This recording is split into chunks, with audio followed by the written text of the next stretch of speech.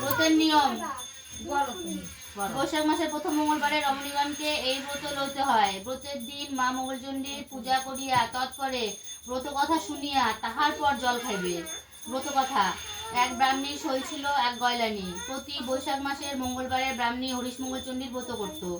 একদিন গয়লানি তার সইকে বললে, আচ্ছা সই, তুমি যে এই ব্রত করো, এ ব্রত করলে কি হয়? ব্রাহ্মণী বললে, এ ব্রত যে করে তার কখনো চোখের জল পড়ে না। সই বললে, আমি এই ব্রত করব। ব্রাহ্মণী সইকে অনেক বোঝালে পরে বললে, এ ভারী শক্ত ব্রত, এর অনেক নিয়ম, তুমি গয়লার মেয়ে, গয়লার বউ, এত লটঘটি মেনে চলতে পারবে না, তোমার এই ব্রত করে কাজ নেই।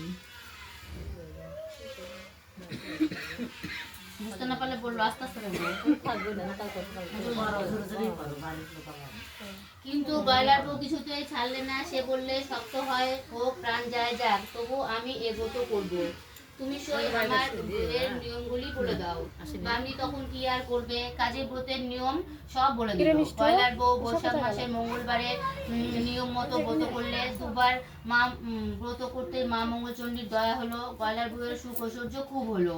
ওরা খুব গরিব ছিল। গয়লার বউ দিনান্ত দিন হতো। হঠাৎ এত সুখ সহ্য হলো না। গয়লার বউ কাঁদবার জন্যে প্রাণটা ছটফট করতে লাগলো। এইভাবে কিছুদিন যাবার পর একদিন গয়লার বউ সইকে বললে, সই, আর যে আমার সুখ সহ্য হচ্ছে না, আমার ইচ্ছে হচ্ছে খুব খানিকটা কাঁদি, কিন্তু কান্নাও যে আসছে না, কি করি বলো? শুনে তো বামনি অবাক। খানিক চুপ করে থেকে বললে, হ্যাঁ সব সৃষ্টি ছাড়া ব্যাপার, কাঁদবে কি? আমি সেই জন্য তোমায় প্রথমে বলেছিলাম এ ব্রত নিও না, তখন তো শুনোনি, এখন বলছো কাঁদবো। গয়লার বউ নাছোড়বান্দা হয়ে বললে, তা কি হবে সই, আমি না কাঁদতে পারলে বোধহয় মরেই যাব, প্রাণটা কেমন আইঢাই করছে, এত সুখ আর ভালো লাগছে না, আমি একটু কাঁদি। সইয়ের এসব কাণ্ড দেখে তখন বামনি বললে, তাই তো, এখন তোমায় কি বলি বলো তো? আচ্ছা, এক কাজ করো, ওই যে ধোপাদের মানাচে অনেক লাউ কুমড়ো গাছ আছে, ভোরের বেলায় আস্তে আস্তে গিয়ে সব গাছের ডাল কেটে দিয়ে এসো। সকালে তাই দেখে ওদের খুব রাগ হবে, তখন ওরা গাল পাড়বে, সেই শুনে তোমার মনে দুঃখ হবে, তখন যত পারো কেঁদো। যেমনি বলা তেমনি গাছ, কিন্তু মন্দ না হতে ওদের ভালোই হলো। দেখতে দেখতে সব গাছ আরো সতেজ হয়ে উঠলো আর ফলে ফুলে ছেয়ে গেল। ধোপারা জানতে পারলো যে গয়লার বউয়ের হাত লেগে এমনটা হয়েছে। তখন ওরা বললে, মা, আপনি সাক্ষাৎ লক্ষ্মী ঠাকুরান। আর গাধার পিঠে 7 ছালা বোঝাই করে লাউ কুমড়ো তার বাড়িতে পাঠিয়ে দিল। গয়লার বউ মনে ভেবেছিল কোথায় কাঁদবে, কোথায় ধোপারা গালাগাল দিবে, তা না হয়ে সব উল্টো হলো।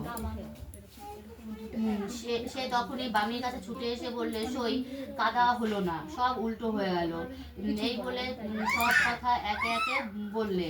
বামনি বললে, তাই তো সই, তবে এক কাজ করো, ওই বনের ধারে রাজার হাতি মরে পড়ে আছে, সেখানে যাও, গিয়ে হাতিটার গলা জড়িয়ে কাঁদোগে।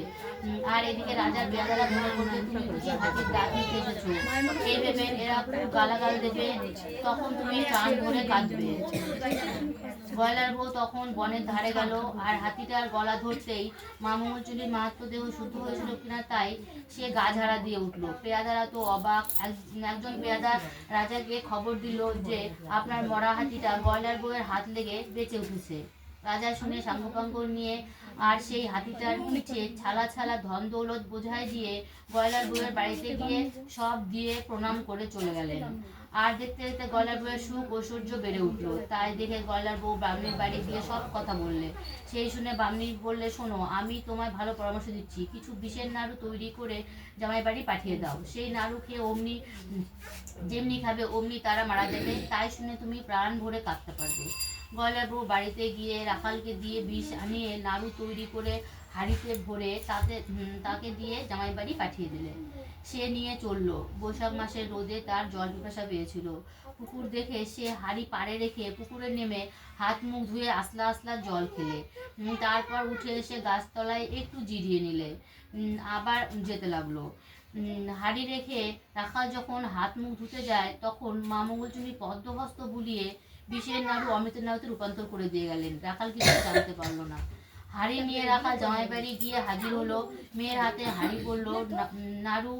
মেয়ে নাড়ু পেয়ে খুব খুশি, সকলকে নাড়ু খেতে দিলে, নিজেও খেলে।